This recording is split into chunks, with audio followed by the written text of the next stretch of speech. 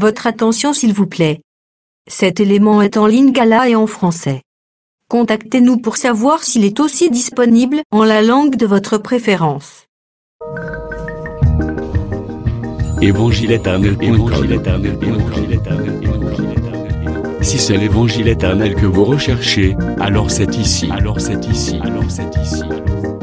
christequality.com. Les cieux sont à la portée de votre main, juste par un simple clic de la souris. La rubrique Pasteur et thème vous présente aujourd'hui l'homme de Dieu, le bien-aimé, l'apôtre Bienfait Shabani. Recherchez-vous les enseignements de l'apôtre Bienfait Shabani? Allez sur christequality.com/bienfaitshabani.html. Les enseignements sont disponibles en texte, audio et vidéo. Bonne édification au nom de notre commun Seigneur et Dieu Jésus-Christ. Amen. Encore une fois, les acclamations à l'honneur de Dieu.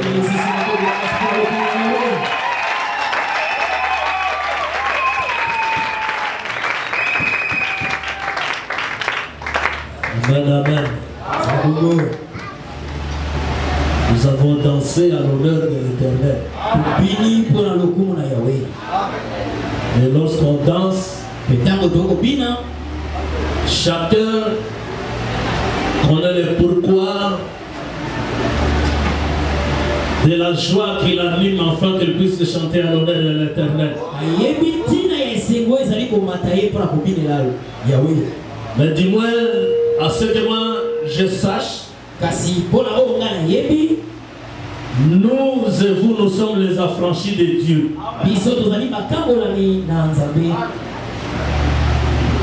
Et étant affranchis, nous poursuivons maintenant le chemin royal vers la vie éternelle en suivant les règles. Mais ce qui est important, nous ne sommes plus en Égypte. Nous ne sommes pas aussi à Canaan. Mais nous sommes quelque part dans le chemin, en train de poursuivre la route royale. Nous ne voulons déranger personne. Nous ne voulons pas boire l'eau des étrangers, ni manger la nourriture des étrangers. Notre problème, c'est le passage vers le royaume du ciel. C'est pourquoi il faut être dans la joie. Car nous sommes orientés par le Seigneur Dieu lui-même. Qui va encore pousser les cris de joie à son nom. Car il est Dieu. L'unique et le seul et le véritable. Faisons un peu la lecture. Prenons notre écriture de base. Car ça fait à peu près 2 séances, on n'en a pas lu cette écriture. C'est une déclaration de Jésus qui est en train de nous amener à parcourir les écritures.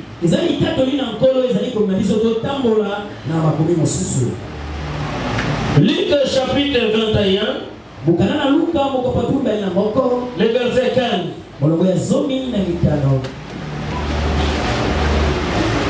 Oh, vous êtes les habitués de comme ça. Mettez-vous debout. Ça n'a pas de problème.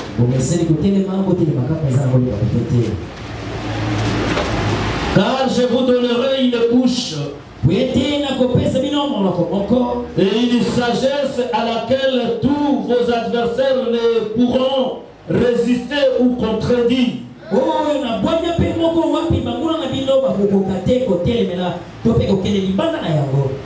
Nous revenons dans Luc chapitre 1.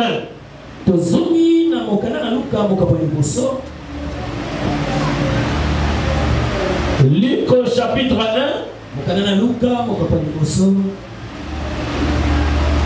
J'espère que je vous avais donné les recommandations de de lire tout à la maison, car ici je vais choisir seulement quelques versets. Et je vous fais confiance que vous avez vérifié à la maison. Alors, Luc chapitre 1, le verset 11.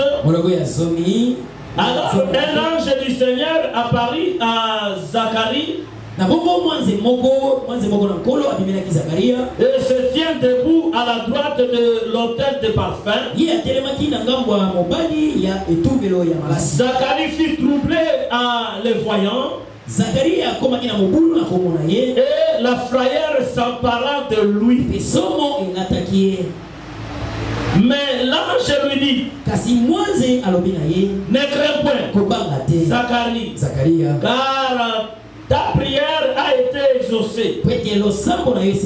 Ta femme Élisabeth t'enfantera un fils. Et tu lui donneras le nom de Jean.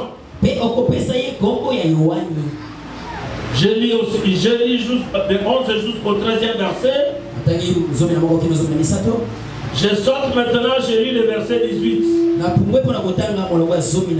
Zacharie dit à l'ange, à quoi reconnaîtrai-je cela? Car je suis vieux. Et ma femme est avancée en âge. L'ange lui répondit, je suis Gabriel. Je me tiens devant Dieu. J'ai été envoyé pour te parler et pour t'annoncer cette bonne nouvelle. Et voici, tu seras muet. Et tu ne pourras parler jusqu'au jour où cette chose arriveront. Parce que tu n'as pas cru à ma parole. Il s'accomplira à leur temps. Cependant, le peuple attendait Zacharie, s'étonnant de ce qui restait si longtemps dans le temple. Quand il sortit, il ne put leur parler. Et il comprit qu'il avait eu une vision dans le temple. Il leur faisait des signes et il resta muet.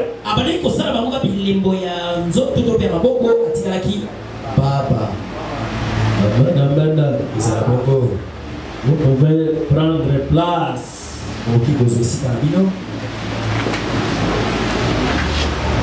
Toujours dans le chapitre 1, je lis le verset 57.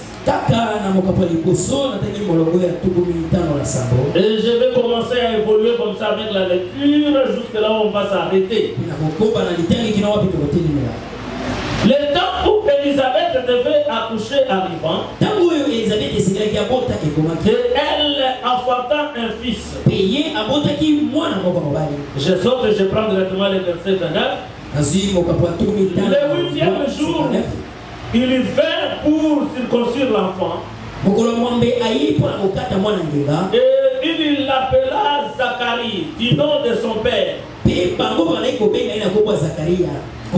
Mais sa mère prit la parole et dit, non, il sera appelé Jean. Il lui dit, y a-t-il dans ta parenté personne qui soit appelé de ce nom? Et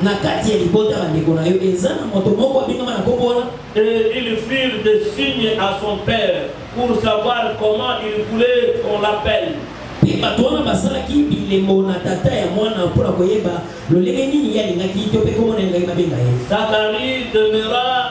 Zacharie demanda des tablettes.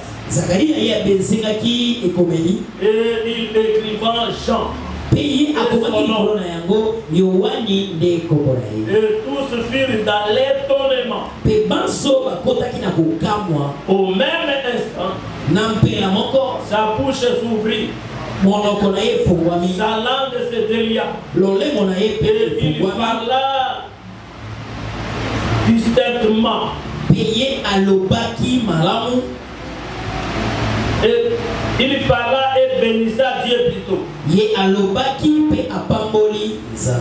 La crainte s'empara de tous les habitants d'environ, aux alentours. Et dans toutes les montagnes de la Judée, on s'entretenait de toutes ces choses. Et tous ceux qui les apprirent les gardeurs dans leur cœur. Et disaient, que sera donc cet enfant? Et la main du Seigneur était avec lui.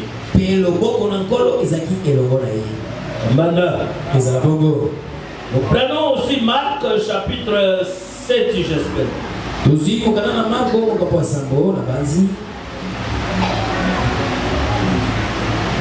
Le verset 31. Jésus quittant le territoire de Tyr revint par Sidon vers la mer de Galilée.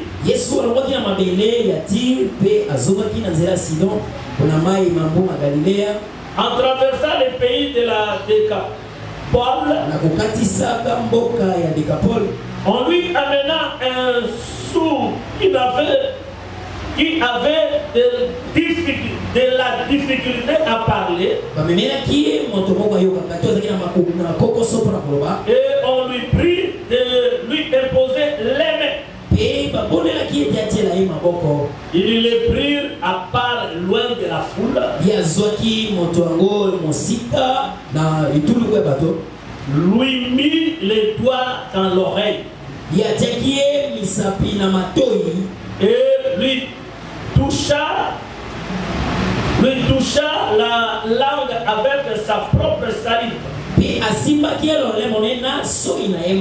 Puis levant les yeux au ciel, il soupira et dit Ephrata, c'est-à-dire ouvre-toi. Aussitôt ses oreilles s'ouvrirent, sa langue se délia et il parlait très bien. Et Jésus leur recommanda de ne parler à personne. Mais plus il leur recommandait, plus il les publiait. Ils étaient dans le plus grand étonnement. Et disaient, il fait tout à meilleur. Même il fait entendre les sourds. Et faire parler les muets. Il va acclamer pour la lecture des Saintes Écritures. Et puis, au commission du 144 Naïomé, au total la grandeur et ensemble, toi qui ne te retrouves pas parmi les morts, car tu es un Dieu vivant.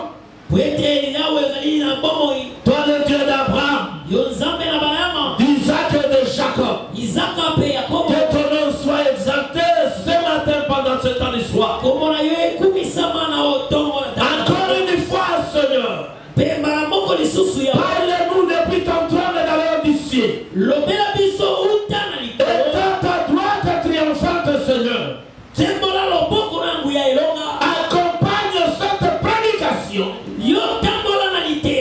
par des signes, par des prodiges, par des miracles, afin que ton nom soit glorifié comme au jour d'autrefois.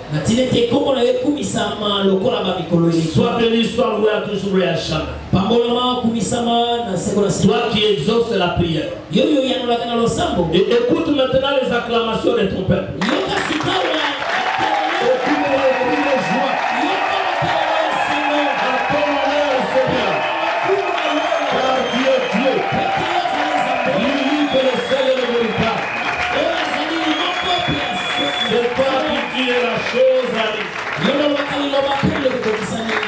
Amen, amen.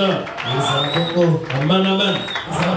Tu vas saluer le bien-aimé qui est à côté de toi. Tu vas lui dire bon appétit car nous sommes au réfectoire du Seigneur. On est là pour une nourriture qui ne prendra jamais fin. Même si on restait, je ne sais combien de temps, la nourriture que le Seigneur a préparée restera toujours.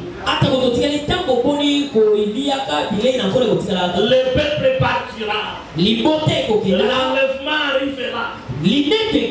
Mais la parole continuera toujours à être prêchée. D'ailleurs, lorsque nous allons faire le mouvement de se déplacer, la parole se transporta de chez les païens vers la nation propriétaire des choses. Sous la direction de deux témoins. C'est que la nourriture chez Dieu demeurera toujours. Mais la chose la plus importante, de nous qui recevons cette nourriture qui est la parole, c'est de la écouter, de la comprendre, de la vivre et de la mettre en pratique, afin que lorsque le Torah viendra,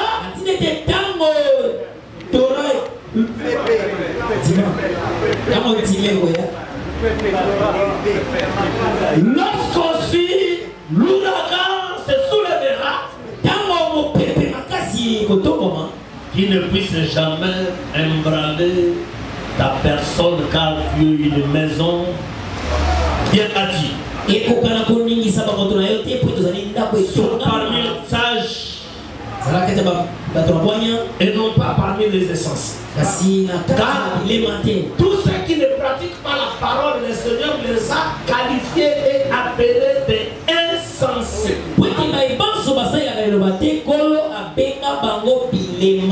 Des gens sans compréhension. Il y a d'autres qui sont des idolâtres qui croient à l'imposition des mains des hommes de Dieu. Il veut prospérer,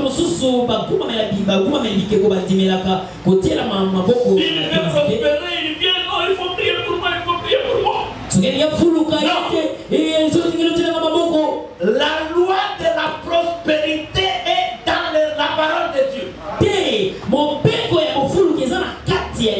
D'ailleurs, l'imposition de main des hommes de Dieu, il faut faire beaucoup attention avec ça, c'est un danger.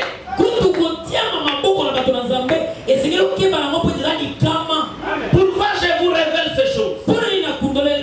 Parce que les mains des hommes de Dieu, Amen, ça dégage des odeurs. L'odeur de la mort est la bénédiction. Et les mots ébandent. Et les mots charisme est centralisé dans les ministres d'Éphésiens chapitre 4.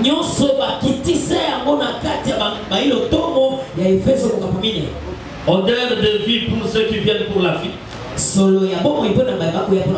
La mort aussi pour ceux qui s'approchent pour mourir.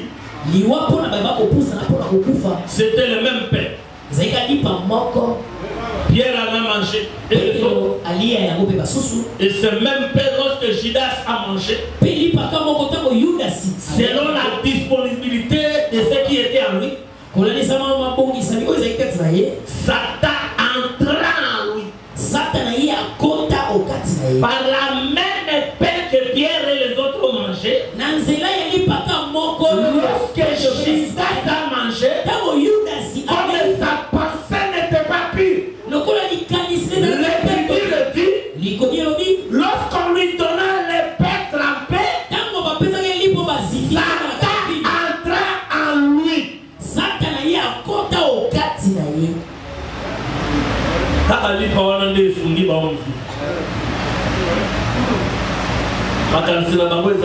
Décision qui attend wapi tokokufa na yo kolo.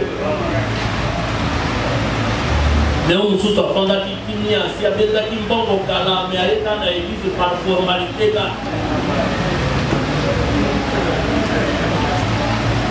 Donc on a des personnes, on a baillé l'église, il y a un ecclésiaste, ça pour le bakir.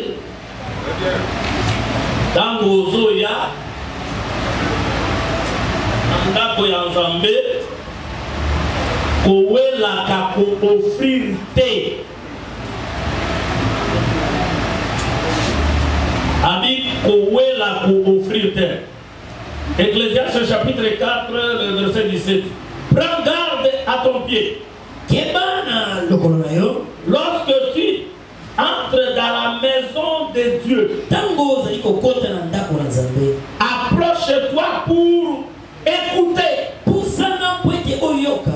Plutôt pour offrir les sacrifices des insensés. Car ils ne savent pas qu'ils font mal. Dans les règles du retour à l'éternité, la plus grande importance, c'est d'écouter et de comprendre pour commencer à agir, pour apposer des actes. La prospérité est dans les Écritures. Lorsque vous suivez les règles, vous irez de là-bas. Si vous voulez fuir les blocages financièrement,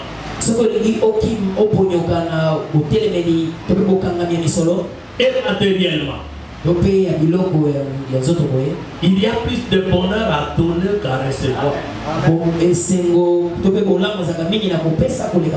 Il y a plus d'imposition de main à la terre pour la prospérité. Non. Il y a plus de bonheur à donner qu'à recevoir.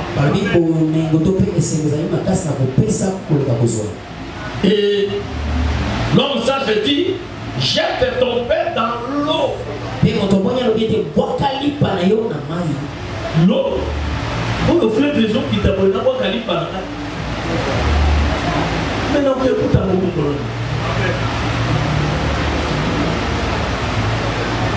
Mais c'est une déclaration prophétique. Parce que lorsqu'on sert Dieu,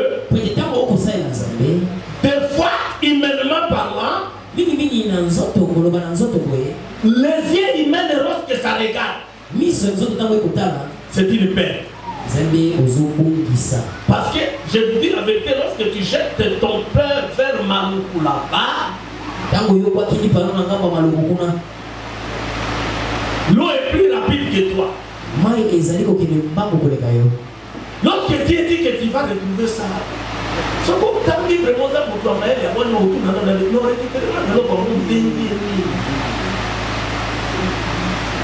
cette déclaration prophétique était une manière d'enseigner la foi et la confiance envers la parole de Dieu qui est le fleuve d'eau qui coule.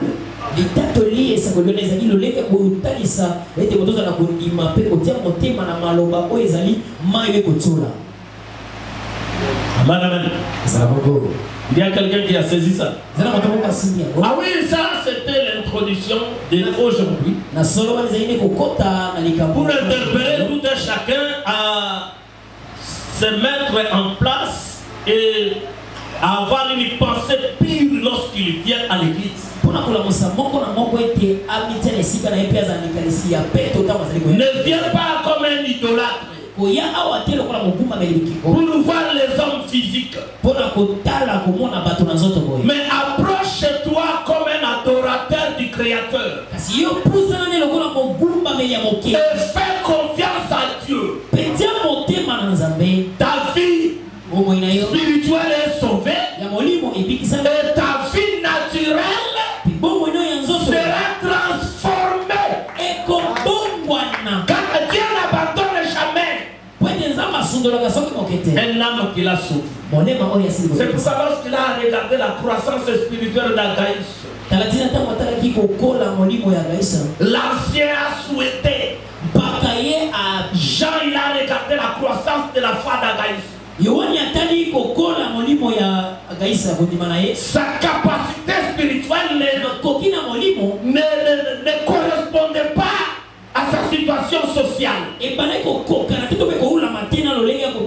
a fait une prière pour lui. Il a dit, je souhaite que tu prospères à tous égards, comme prospère l'état de ton âme. Car l'âme avait déjà de l'avance. Et c'est la parole du Seigneur.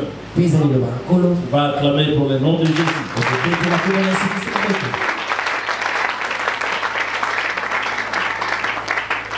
Si tout va bien, c'est aujourd'hui, peut-être que nous allons mettre un point virgule.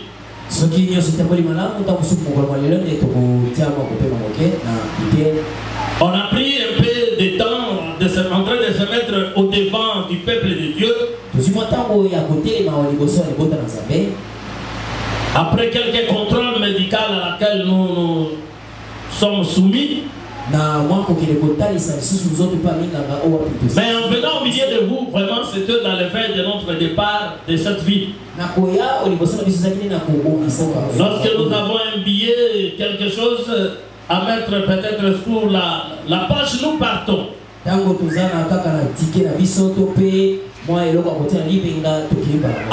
l'espoir de vous revoir encore dans cette ville un autre jour par la grâce du Seigneur. Au cas où le Seigneur donnera l'occasion. Et si l'enlèvement n'a pas encore eu lieu. Amen, amen. Ne soyez jamais tristes. Je ne peux jamais vous interdire d'être triste. Je risque de contredire mon exhortation de la fois passée.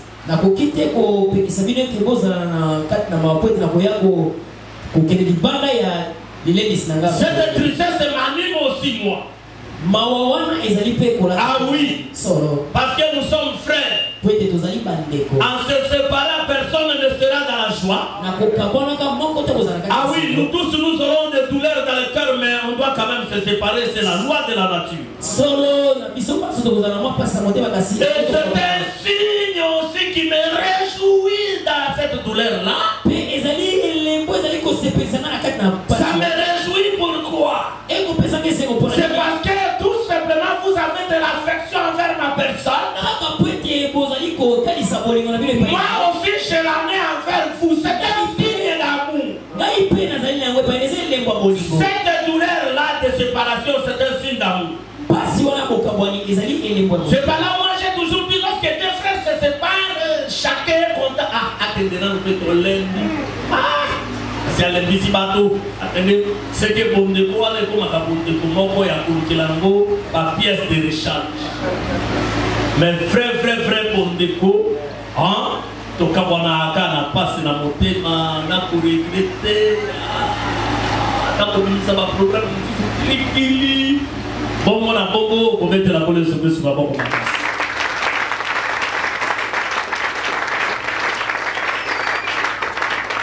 Mais avec le temps qui nous est réparti aujourd'hui, on peut ajouter encore d'autres choses. Si le message que Dieu est en train de nous enseigner, au travers d'un élément du corps,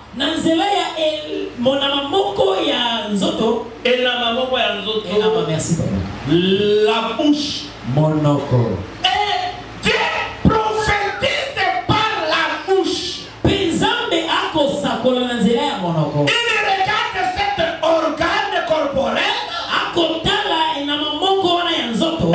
il déclare brusquement au milieu des apôtres et de ses disciples, avant de partir, il dit, je vous donnerai une bouche, dans cette bouche une sagesse à laquelle aucun de vos adversaires ne pourra vous résister.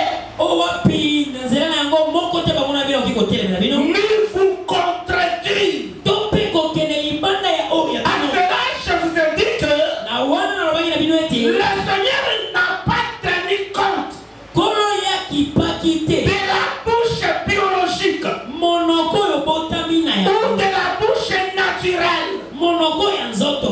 la bouche faite de la poussière de la terre.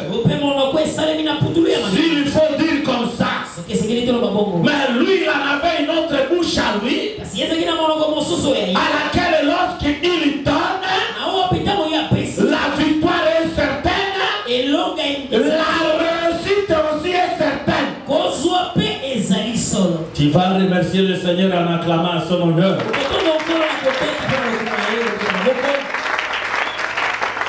Et cette bouche, il ne l'a pas promis à n'importe qui.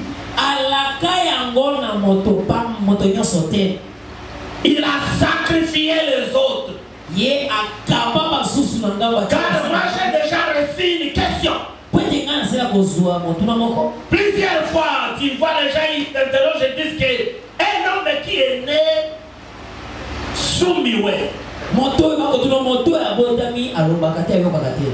il héritera le royaume du ciel comment? Et des fois, nous les hommes de Dieu,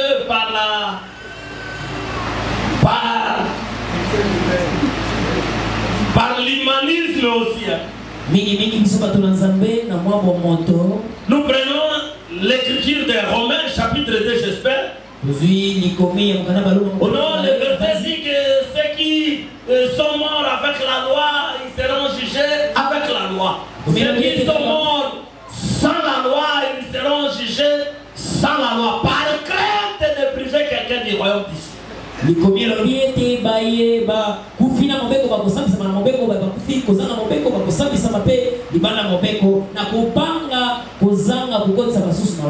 mais lorsque je regarde dans les Écritures, Pierre un jour il a eu le courage en Samarie.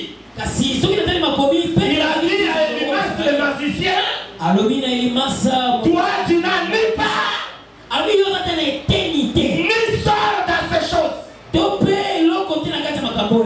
Lorsque j'écoute cette déclaration de Pierre, je me pose la question, je dis, il a été divinement averti qu'Elimas n'est pas un héritier de Dieu, c'est quoi? Il a jugé avant toute chose. Mais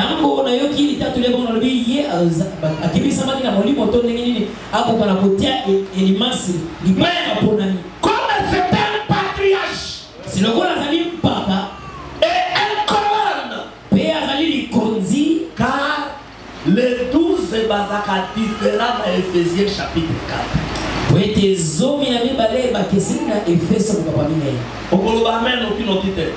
faut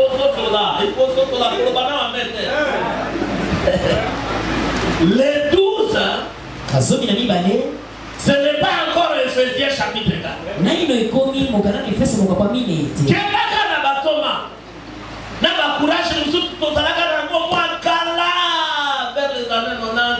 Si Pierre était ici, il allait encaisser. Pierre a encaissé, alors on n'est pas à Toloko là. Yoga a bien fait aux autres, Pierre a encaissé. Pierre au Pierre. On disait toutes ces choses par insuffisance aussi. Mais lorsque nous avons compris en profondeur, les 12, d'abord avant Éphésiens chapitre 4. Lorsqu'on parle de 12, on voit les 12 fils de Jacob qui représentent la nation Israël. Même parmi les 24 êtres vivants, les 24 vieillards, il y a 12 à droite, il y a 12 à gauche. C'est pourquoi lorsque la nouvelle Jérusalem descendra avec les 12 piliers, Congo ya ministre ata moko te apart batuzi wana ekozalaka na bakolone wana. Tel qu'Apocalypse nous dit. Ils sont d'abord les 12 fondations. Bazali yambo moboku somi mibale. Comme les 12 pierres de l'autel d'Israël. Lokola mabanga somi mibale. Et l'autel chez les nations. Les 12 somi mibale sont les 12 pierres de l'autel chez les nations. Bazali mabanga somi mibale pa ya bikolo. Pour montrer qui t'a grâce à Paul et pour sa hôtel. Grâce na maté ya opolate. Et si on a mon unité. Simba doctrine. Et à l'époque de 12, Natango les koyazo les bibalé. Tango ba tango la na Jésus. Voilà le ministère des Satan. Ministère de la Médine aussi comme ça que à lui habiter corporellement la plénitude de tout à Salakiwa. À Pasuka qui n'a noté, à Fumba qui était. Bon, à monter, à descendre, à monter, yo, comme apôtre de Dégni. Oh, comme un prophète de Dégni. Parce qu'il y a la position à côté ça, à monter, à monter. Afin que le ministère arrive, c'est lorsqu'il monte. Tango ntongo ezali kokoma ezali tango ezali komata. Ezalaki kaka lolenge moko ya korenforcer respect na yo likolo ya ba12. Ah oui. On les respecte. Donc tosa bango. Peut-être l'état du chemin averti. Tango susu ya kebe bisamaki na. Il dit Elima, c'est pas toi. Ah oui, Elima sa yote. Que tu meurs avec ton argent. Yo kufana misoro na yo. Tu n'as ni parle ni sort dans ces choses. Ozata na eloko te na katopete te na kati makambo yo. Mais pour nous, c'est la doctrine. Kasi pona biso ko lezama mobuku. Lobi ko ezo dépendre na koyo kana komona na koloba. C'est pourquoi Jésus ne faisait pas des miracles comme des magiciens le font pour épater les gens. Alatina Yesu bale ko sala bikama lokola banganga kisi te pona kokamu. Yo to mono ya banganga kisi te eza ya kobimisa na makolo to bamiselekete kobimisa na bamichopi banini. Ça c'est de la magie. Waliza isoroka. Jésus faisait ces miracles Yesu bale ko sala bikama avec l'enseignement. Nalila. Lorsque Jésus ressuscite un cadavre, Tango Yesu il ne le ressuscite pas pour le ressusciter, akosi bizamo pamba te. mais c'était une prophétie Kazaki ne lisa ko. qu'il devait accomplir. We sengeli ya kokisa. Quand un homme était mort Pote moto moko akufaki. en Éden, Na edi. et il est resté cadavre quand bien même il bougeait, Atikali ebembe ata ko bana ko linga. on devait le ressusciter. Esengeli basengisa. C'est pourquoi lorsqu'il entrait Talatina tango bana ko koto. dans la ville où se trouvait le fils unique qui était mort, Na ingumba wa pekuta maki mwana likinda wa kufaki. le fils unique, Mwana likinda. ce n'est qu'Adam Ezaka adana. qui était mort. Wa kufaki. Et il était le fils unique de la mère car il est sorti de la terre. Azaki pe mwana likinda ya mama na ye peta bimana mabenge. Saisis aussi cette dimension, c'est une autre dimension. Simba pe epimelo na ezape epimelo mosusu. Car la terre a été toujours considérée comme la femme. Pwete mabele sila kotalisa makaka lokola. Est-ce que vous le saisissez très bien? Simba malamu. Et Adam était tiré de la terre. Pe Adam abenda makuta mabele. Il est le fils de la unique de la mère. Azali mwana likinda. Parce que la terre c'est une femme. Pwete mabele zanye. Et dans la ville sortait le cadavre du fils unique de sa mère. Pe na kati na ngumbe bimaki mwana likinda Et bimbe. le fils unique du père est entré. Pe mwana likinda ya tata. Ils se sont rencontrés à la porte Bakutani ne. pour accomplir une prophétie, Pona kokokisa mani pour kokokisa. poser un acte vrai Pona kokokisa la moko. à la rencontre du fils unique du père Pe na bakutani ya mwana et du fils unique de la mère. likinda ya mama. La vie a jailli. Bongo ilazali. Amen. On va acclamer à l'honneur de l'Éternel. Il en est ainsi, même pour les aveugles, ainsi que pour les lépreux et les gens qui avaient les dos courbés. Ce sont des signes et des enseignements qui marquent le temps et les circonstances des choses. Ce n'était pas de la magie qu'on voyait à l'école, surtout dans l'école de cette église romaine. Une église qui est en train de désorienter plusieurs créatures vers l'enfer.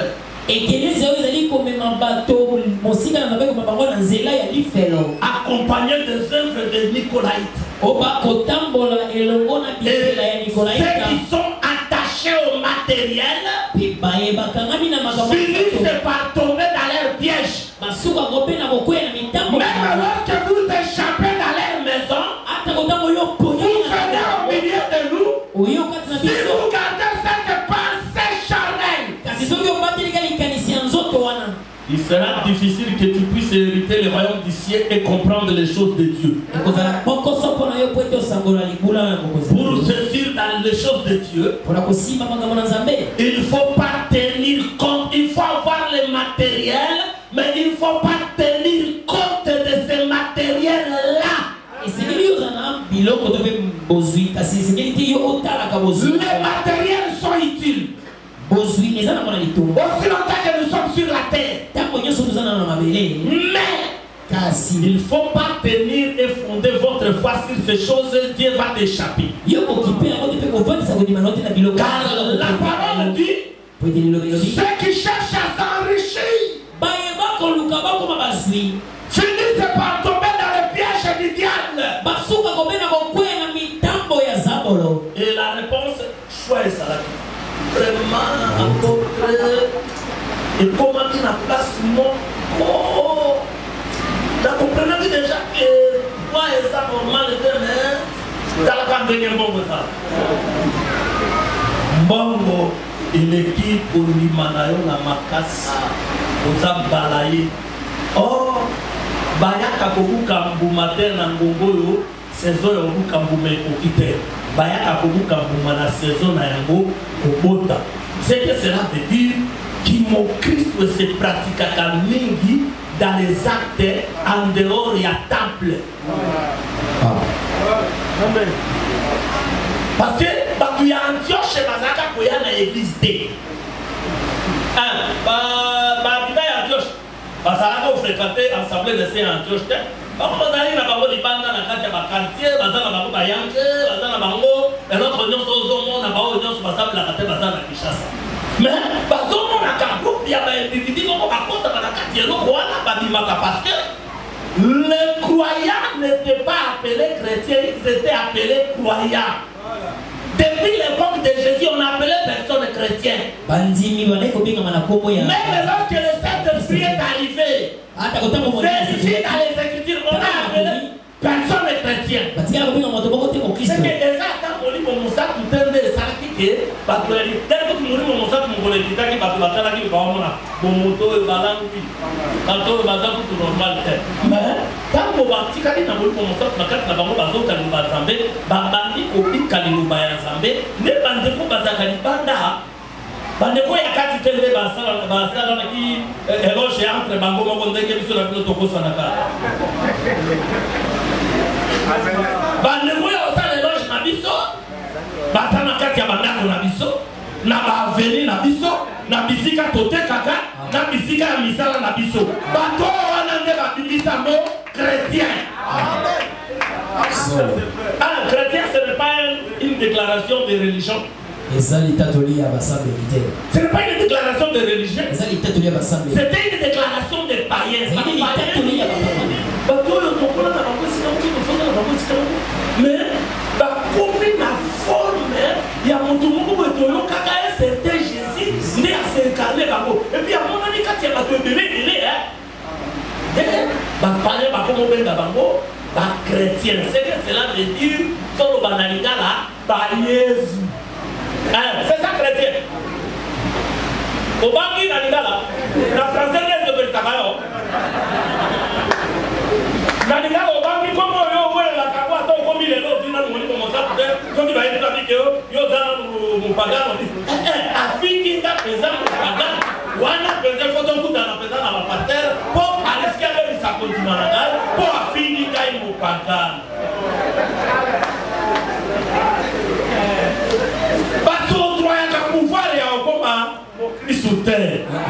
Les chrétiens, ça se mérite. Ce n'est pas le fruit de la grâce.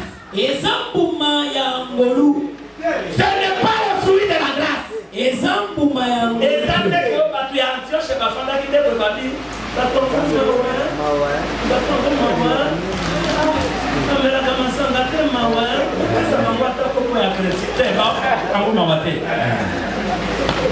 Mérita qui Congo wana biso na ozo ko s'approprier na yango de fois na to mérité te. Papa, il ne faut pas faire chrétien.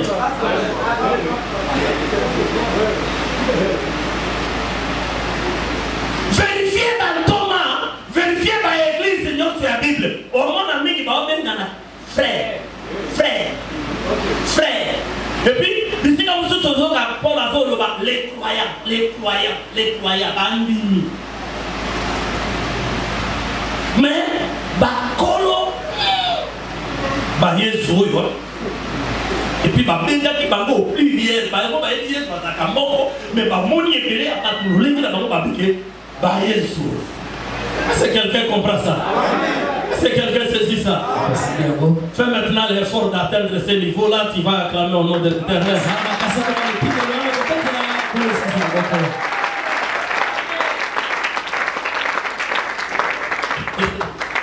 En tout cas, les jours où il faut conclure une prédication, ça a toujours été un jour difficile. Hein? Il y a beaucoup de choses, il y a l'état et d'ailleurs il reste 5 minutes selon le temps qu'on nous a donné. Ah oui? Non? L'édification. Dans cette année, nous avons déjà transmis les édifications ici. Pour faire quelque chose, il faut seulement parler de la bouche. Oh, tout ce qu'on a donné, c'est la parole de Dieu. Dans la bouche, normalement, aujourd'hui, qu'est-ce qu'on peut avoir à dire? Car on a parlé de la bouche comme un moyen de réussir et d'être sauvé. C'est pourquoi nous introduisons en disant si quelqu'un n'a pas, ne parle pas, il n'entend pas, il est la direction de partir en enfer. Tout droit. Car pour bien adorer, selon même Esaïe chapitre 29 à partir du 2e verset jusqu'au 13e, là où nous avons lu,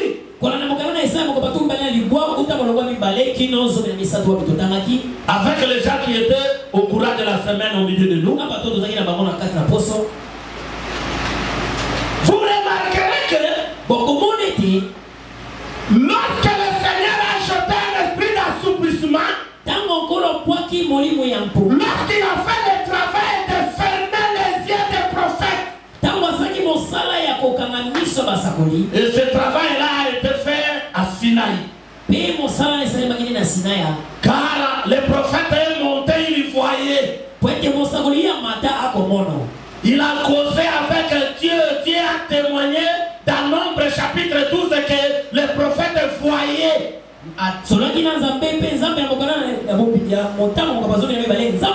lorsque le prophète descend, le Seigneur lui informe que le peuple que tu as fait sortir de l'Égypte s'est corrompu. Lorsque le prophète descend, il descend encore avec les yeux. À part les yeux qu'il est monté avec, la bouche qu'il est monté avec, il est descendu encore avec les yeux.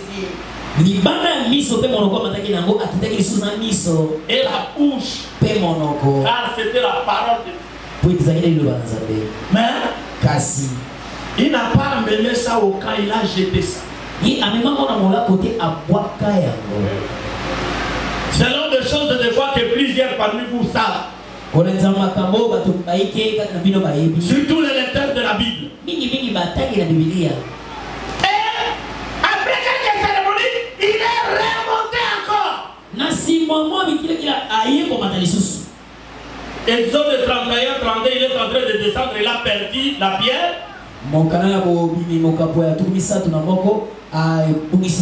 Mais Exode 33-34, il rentre pour réclamer encore. Au lieu Seigneur, fais-moi encore voir ta grâce et ta gloire.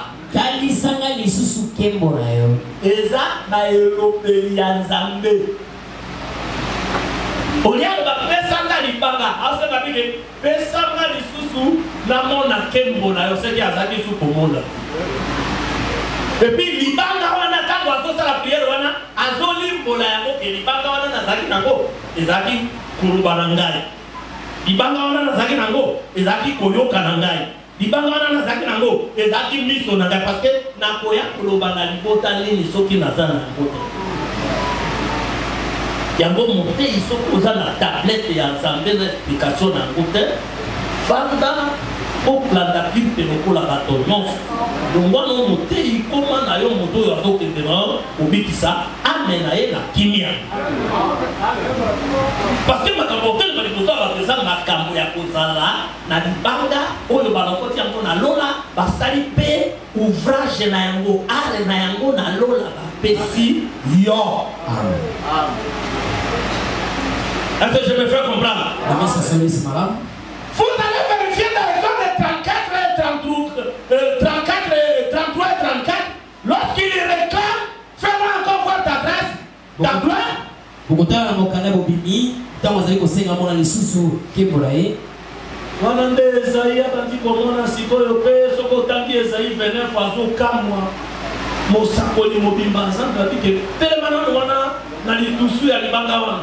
Tellement, au premier déjà, Kamata Boko, Pamba et tout sur les pas. Avec Nazo Leka, Yo, comme on avait ma Kapongo, Namukongo, quand même, on peut qui peut, tant qu'on tangi, tout sur l'Ibanga, Zambi a zongi na éternité, pour la éternité, à Zakanakosa, à mon dignitaire. Pour l'éternité, à Zakame, Yemoko Mondini, Yemoko Zambé, Yemoko Nyon Sondé, à Bandi Kobé, là, Exode 34, a dit éternel, éternel Dieu, miséricordieux, compatissant, là, la colère, riche en bonté. Avant de nous faire la combo, c'est que Azongi Seko. Amen. On s'en va à la éternité. Kotuna mituna ndenge wana te okobela libunga. Wana na ba église ya bango ya ba limite wana basindi makambo te. Nzambe zaka na nini éternité évangile éternel yebi. L'éternité, il s'adorait lui-même car il n'y avait aucun adorateur. Le grand esprit éternel était en train de se glorifier. Je suis Dieu. J'ai créé, j'ai le pouvoir de créer. J'ai le pouvoir de pardonner. J'ai le pouvoir de justifier. Maintenant la question est venue. Prouver ma cambonio sozo baso qui est à solo. Olobi mongo a fungoli ngunga, a fungoli le commencement et a Dieu fin. Et bandeli koto touti éternité pour continuer à commencer l'attente. C'est que le temps, c'est une partie qui se trouve entre l'éternité.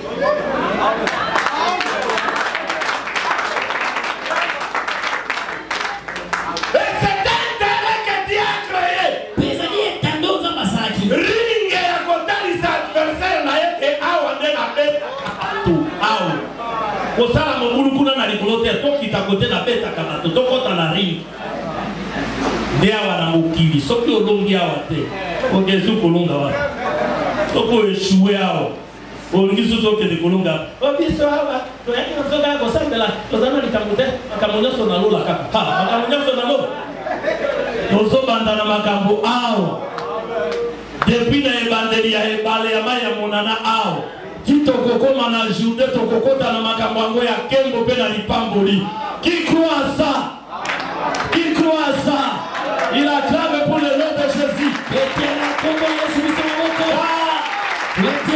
L'Écriture dit, c'est la bénédiction de l'Éternel qui enrichit. Ce n'est pas la richesse qui bénit. Non, c'est la bénédiction de l'Éternel. Oh, la bénédiction de l'Éternel, c'est la parole, c'est la bouche. Lorsque la bénédiction de l'Éternel vient, les richesses aussi doivent venir.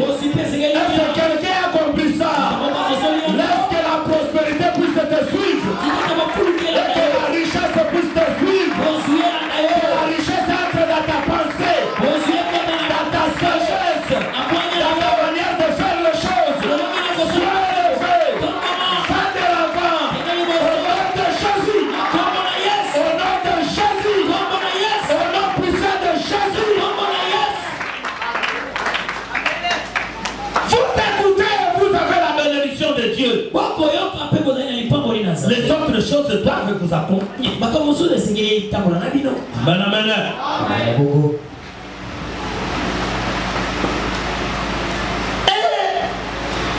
C'est la façon de Dieu de faire les choses. Isaïe regarde prophétiquement. Il voit le visage du prophète emballé. Quand on va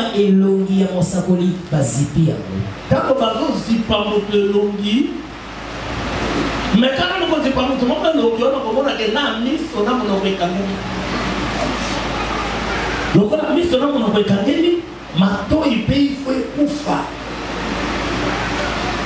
comprendre bon alelo monoko na kati na yango zo pesa pe biso pour yata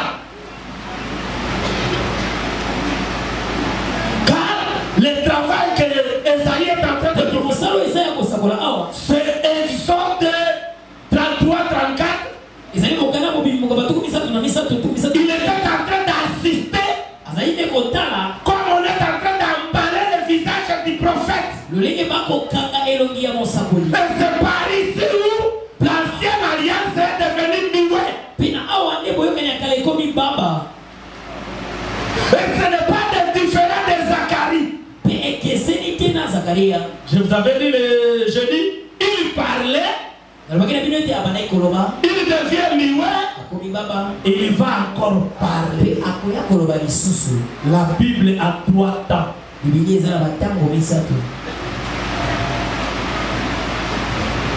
Les patriarches comme des prophètes, ils ont marché avec Dieu.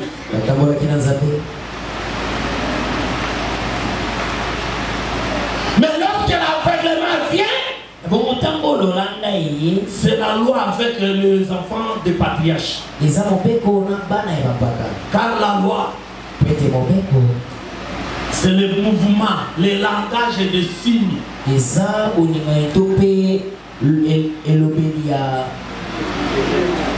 C'est le moment, c'est le langage de signes.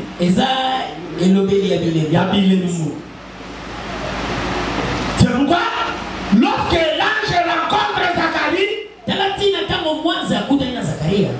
et que Zacharie voit l'ange, l'ange lui parle.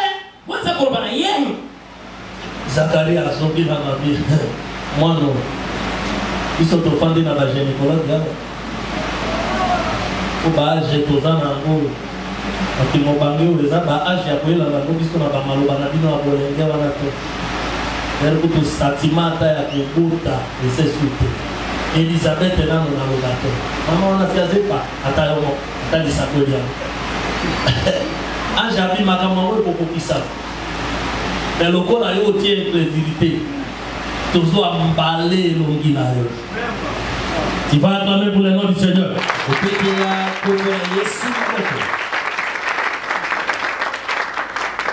Il a parlé à nos pères de plusieurs manières, à plusieurs reprises. Makabazo sala Zacharie na kati ya yetrese kuna meme musala asalaki ya Moïse azongeli ya bosu kola Zacharie. Si asa yebisaki Moïse ya bibeli kamboni yo na batembe na ngai yo yebite ke ngamoto na komisaka moto lolanda ndaka moko ndepe na sala ka ke mutu a fungola monobere ya bana koloba. C'est que azana fonction wana nyoso liba. C'est que nanzela ya monoko tokoki koyekola pe tango neti tozo yekola okoyo comprendre que lorsque les prophètes parlent, c'est le temps des patriarches. Il y avait ainsi dit l'Éternel. Mais lorsque bana baye badingi sous makambo ainsi dit l'Éternel, il est écrit. La loi c'est le problème de il est écrit. Mutu moko aboma mosakoli azate. Batu baboma basakoli azalaki bango moko kaka bato bazalaki na sacerdoce lévitique. Batu il est écrit. Oh yo ezali yo bimakuna likolo ya bomba na mugulu, ozata na document moko te ya nzambe na maboko, ozapeta na lignée ya Lévite, okomika kawana koye, obimisi bilango otikali mutakala tala d'abord makambo. C'est moto nzamba okikosola na tala bolema. obanda bosakola bio ndenge bozo kamutaka nanga mabe boye kaka bongo nzamba zo kabino mabe na miso bato abikanga moto wana bete mabanga ko aze mosumu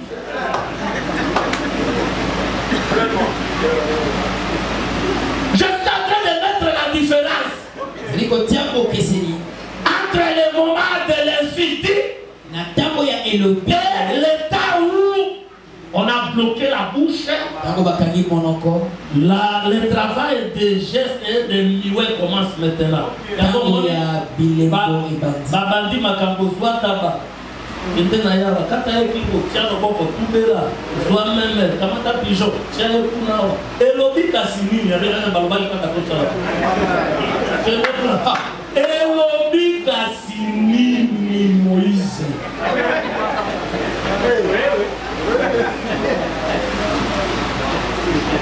À ce moment-là, c'est le travail de Zacharie. Lorsqu'il a douté, il a perdu la vision, il a sorti là-bas.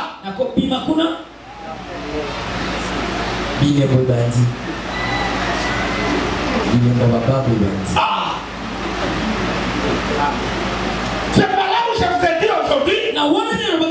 La bouche doit nous amener dans l'état. C'est qu'au travers de l'acte de la bouche, nous traçons l'horloge de Dieu. Voilà, nous allons poser un makambo à Roméo. Amen. Nous allons horloge là. Amen.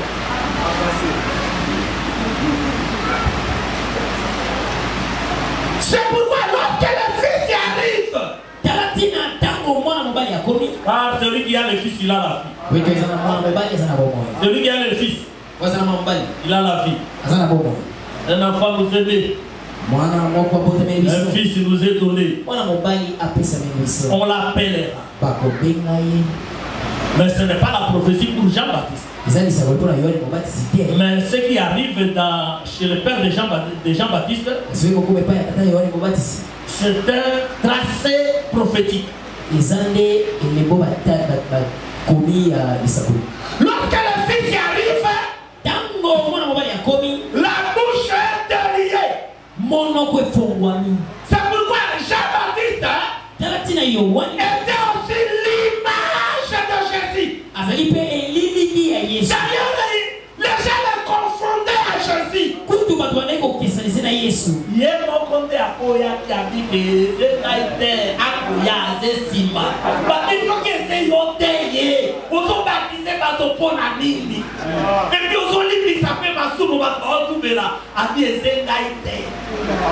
Parce que mon salaire n'a pas besoin de mon salaire pour pouvoir la gouvernement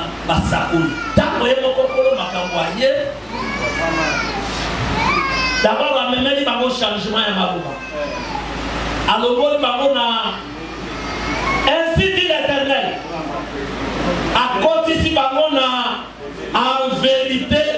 vérité, personne ne m'a envoyé, mais c'est moi-même qui vous le dis.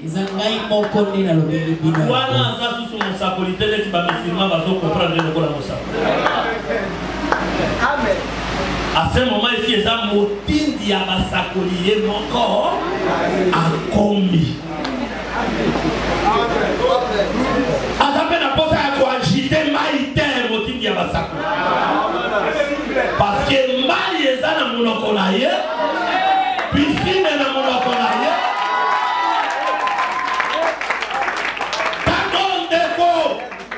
À côté de la canne, nous piscine à 5 portiques. La porte des eaux bougées, des eaux tambolatées, des portes miouées, des portes fixes. Mais dans sa bouche, il y avait tous les saints. C'est pourquoi ça a la capacité à vomir, à dégager Moïse de son corps abîmé. Ça a la capacité à dégager Élie de son corps abîmé. Pour faire comprendre que Aweza, Singamoko Oeza a 3 fils. C'est là qu'on peut s'écrire pour ça dans l'élément. C'est là qu'on peut s'écrire pour ça dans l'élément. Ecclésiaste chapitre 4.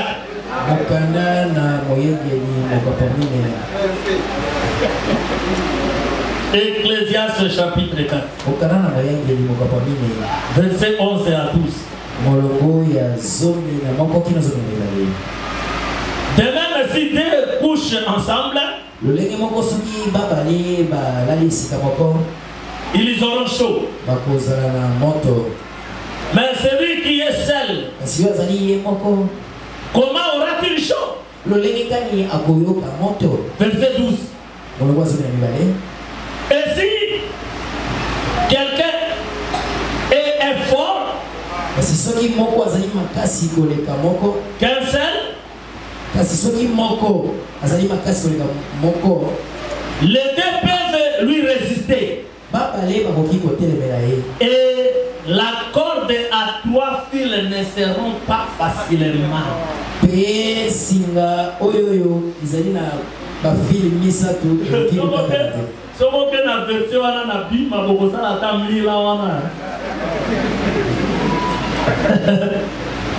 Avec pasteur, il y a protestant, expliquez-nous singa misato, yokana no lobenya. Singa misato. Kamba oezalina basinga misato. Ekatanaka facilement. Ekatanaka na bopetete. Boko umelawana. Mais le Saint-Esprit aime beaucoup ce peuple. Et puis vous êtes un peuple heureux. Vous avez l'explication de toutes ces choses sous l'inspiration du Saint-Esprit. Lorsque l'homme sage mettait cette écriture, il a présenté deux femmes mieux qu'un. Et parmi les deux, un est plus fort que l'autre. S'il tombe, mais mon compte na makoki ya kotelema. Et ça n'est pas son coup fa ba mono so mi bali. Sikoyo nani akosekwa pour atemisa mokufi moninga na hii. Là c'est Seigneur Jésus ndi asekwa kakaka. Anangasi bakeko lukena kunda. Wana tozongi siko na te corps. Tozongi sikoyo na moto abota mekaka Lolanda. Étape ne alimoso abota mekaka Lolanda. Alobakate, amonakate, aokakapete. Ou bien tolika alobakate, aokakate. Bayeli Yesu. Abimisie na premier temps, akotisie na deuxième temps, akotisie na côté à Kolobabi et fraka ouvre-toi. C'est que ça, aza et bébé, tozana ye, ngape na kufi, bangope bakufi. Mais tant qu'on a na kufi, na komikuna, na tomboli bao bakufa. Ozomona mosala ya kusu ndenge tosa. Bato nyonso bazaka okufa ba Moïse bakufi bakondi bango, bakuti balinga na bango bakufi kuna, batikali kuna. C'est que bazaki na bango, ba homme forte. Ba mususu bakufi, batikali kuna. Ba Daniel bakufi, batikali kuna, na bato bakufa ki, batikali kuna. Na biso bato okufaka depuis etele, totikali na bango kuna. Mais ebembe moko aye kokota na kati ya makambo. Moto amibele. À son arrivée dans le séjour des morts, avant de son arrivée, ma banga est bâtie dans mon côté de la police. Ma pierre tombale est bâtie pour le cabossé dans ma magasin ici qui est Outa. Dans ma pompe funèbre. La Bible dit, lorsqu'il poussa un grand cri, pour nous rendre l'âme, il a poussé un grand cri. Le ténèbre est venu. Il a annulé toute la création.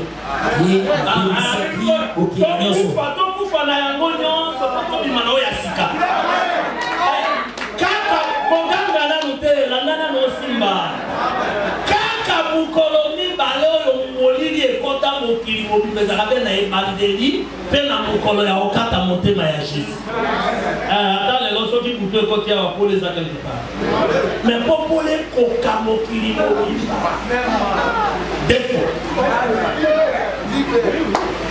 il y avait les ténèbres à la surface de à la croix aussi, ça s'est répété comme ça pour la colobaquer.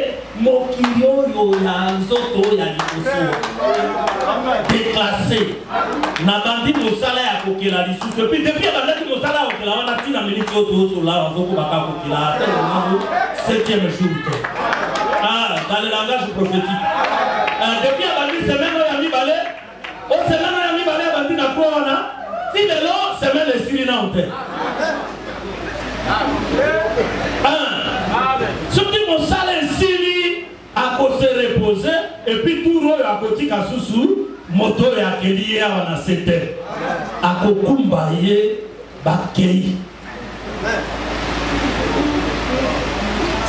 Il y a mon temps aux autres, il y a Kalido Banzan, des attaques aux autres, il y a Kokela.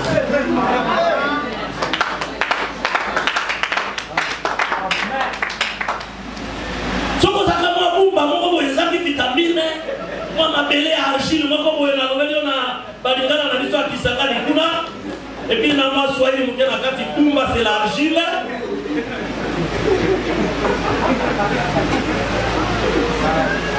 Kumba, oh, argile, c'est ça qui toque comme ça. Dans la forme, Nzambe alingaka bongo. Nzambe alingaka lokola biso na bino bato balelota. Itubino baona nubalita. Ndo lukobala. Na lukobala momi moko boy. Wana bo bakala pasete na kade. Alingala momi moko boy ka. Lukobala nani? Ah, pote. Atato zaba to esprit momi d'abord il faut la. Okobala mwasi ya baninga. Ah. Okobala mwasi ya baninga. Omomino ya kano atakulata mwa bien, mwa batoko na ye, mwa baninga na ye, momi ya kano. Mais azana mosala te papa ne aza policier. Salaire na bango uti mwa ko matambikulo sero bo tozoka. Uskrape na e pambele ki salaire ya tata na. Oh, momi ya kano. Siko tango bokobala na bakolo biloko wana nde bokosala na bako afrontema. Et d'accord, Toli, on est là, Toli, Toli, mon pastoral. Oh, ce qu'on dit, on va là, l'anda, Toli, moi, en Zambie.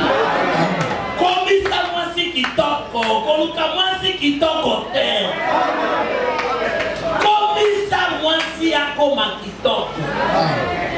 Argile est bien au côté de la boga, Argilo. Surtout pour travailler.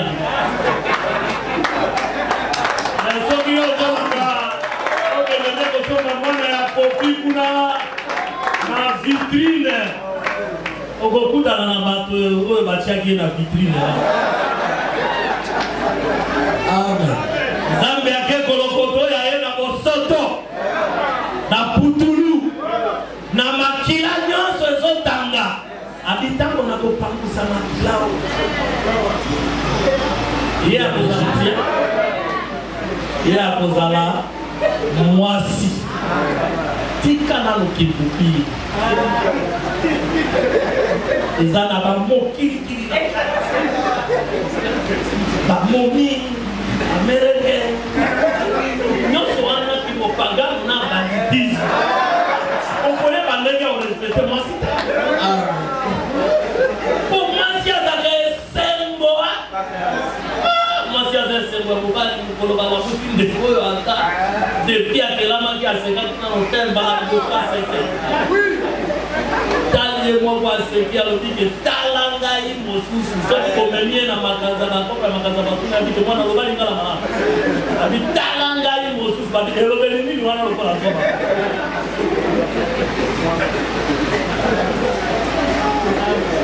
yo mosusu azalaka te me na makambo asambe ngai mosusu asala parce que mon épouse c'est moi-même. C'est la même race. C'est une même argile. Amen, amen. Tu vas acclamer au nom du Seigneur. Retournons dans notre horloge. Pour chuter. Le signe, c'est le sacerdoce lévitique.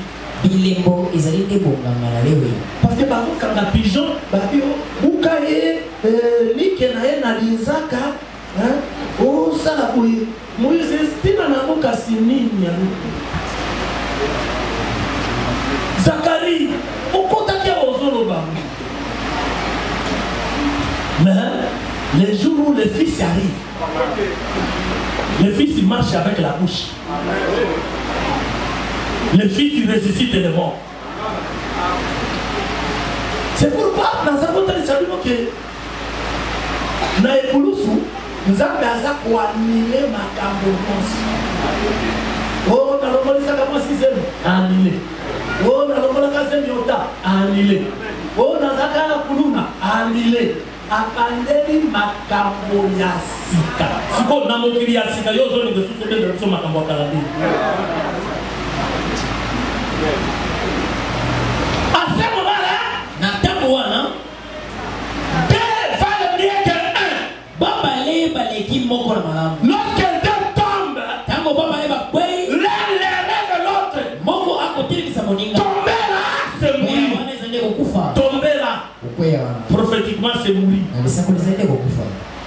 Parce que tant que tu as depuis Eden, tant que tu as besoin de ma télé, la seule personne tant que tu as besoin au qu'on m'appelle les citadins pour couper ici pour la colada. C'est pourquoi tant que tu l'oiseau petit c'est au coup fatal il peut te dire que yo les notés les satan n'andé à l'ingité n'a comme à poto la bombi ba. Mais après il faut la comme à po le qu'on a nazali les plus forts parce que le diable a la capelle l'homme fort. Mais il y a un plus fort que lui. Quelques dimensions où se rappelle Moïse a ça les plus forts. Mais il y a aussi un plus fort que lui. Nous sommes dans la salle, nous sommes dans la bozo, nous sommes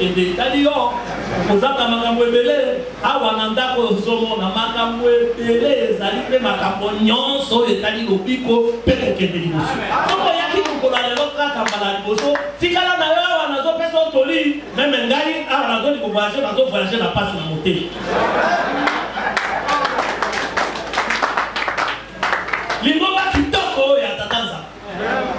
Zana makambo mala. Pesa na maloba ya ngolo. Ozo sentir teke osio vilo biko na Kongo Yesu. Ozo sentir teke osana kimia. Ozo sentir esengote. Sio qui est sur mon moteur. Si vous il faut ça les ensemble, tous ces personnes qui ont ça. Pour soutenir mon salaire ensemble, la salle ensemble, makambo nyote zalawa kitoko.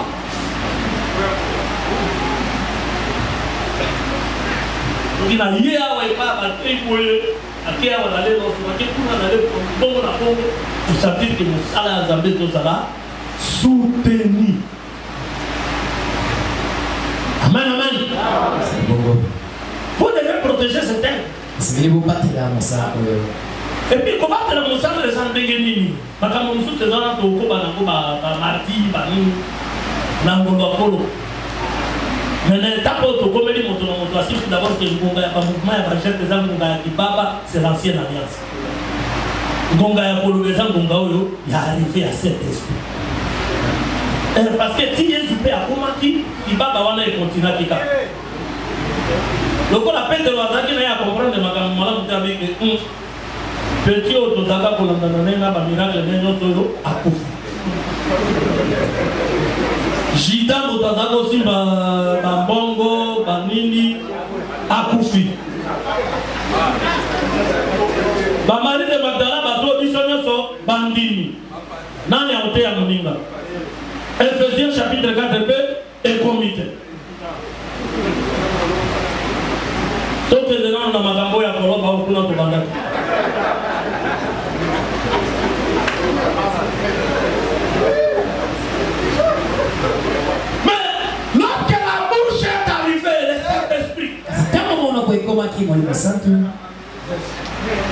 On peut mettre la pierre et tout ce masolo et un baleta. Après, tu as dit que Tika et Balenangai, Yangoyo.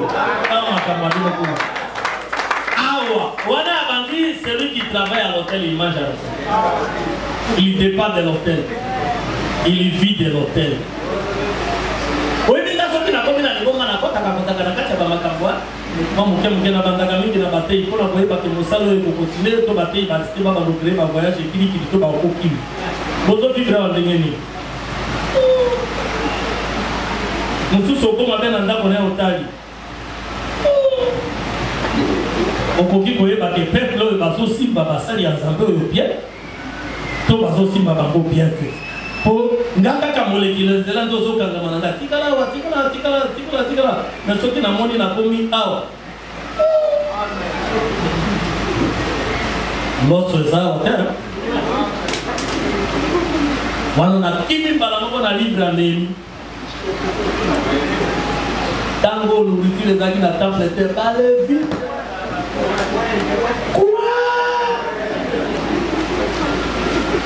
balevite batamboli nana besoin ya quelques personnes oyo baotikala kosoutenir mosala ya nzambe surtout mingi kosoutenir bamisala ya sacerdoce oyo basali na nzambe quelques personnes oyebi eza na babiloko mosusu ezalaka ere moko soni boyambi mopaya to boza na kati ya lingomba bobandi mbala moko saki ya loso o na ndako paster saki ya ndembi saki ya onyo wana moto asisi koyoka makambo ya molimo oyo alobiki ces gens ne sont pas organisés or ndenge na omona bino batata vraiment bafandi ya kokosorganize bavolontaire bakomonana oyo ayebi ke soki suka ya sanse ekoki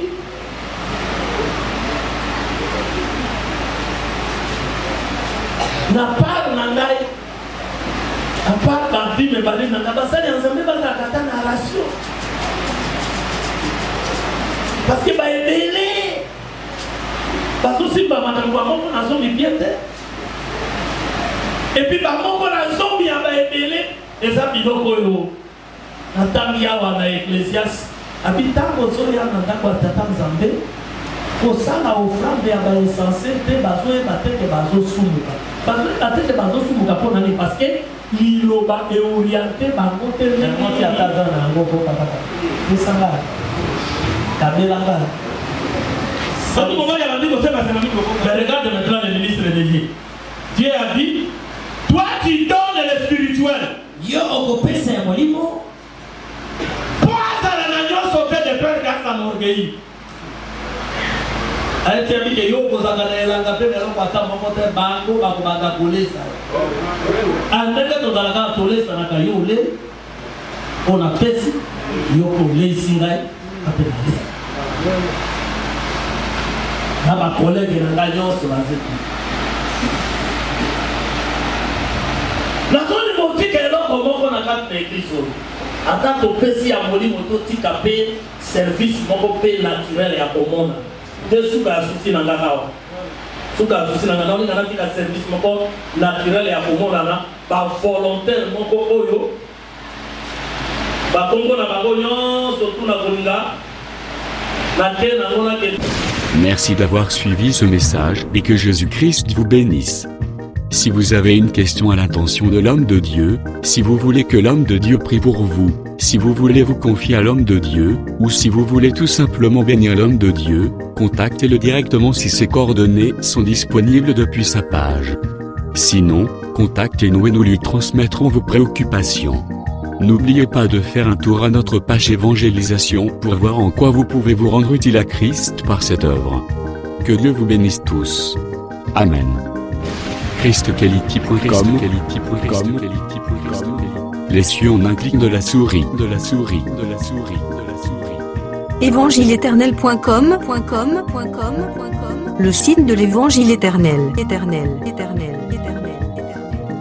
ChristQuality Fondation, équilibrer la manne ramassée dans le désert de sorte que chacun ait un eumètre.